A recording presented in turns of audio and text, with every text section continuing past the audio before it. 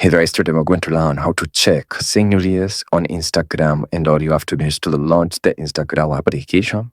And then from here, in the case that you tapped on your reels here, and then you tapped again here on your home without refreshing this page.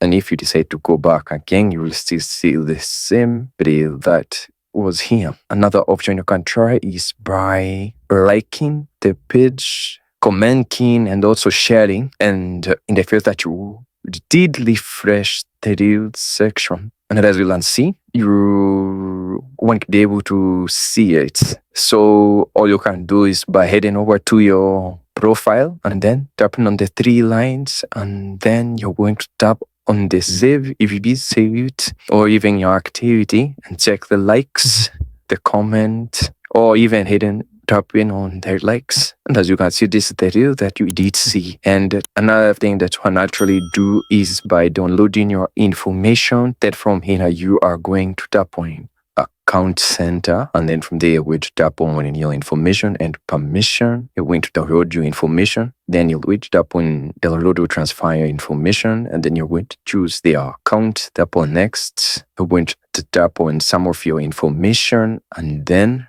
you're going to choose the reels section or the likes.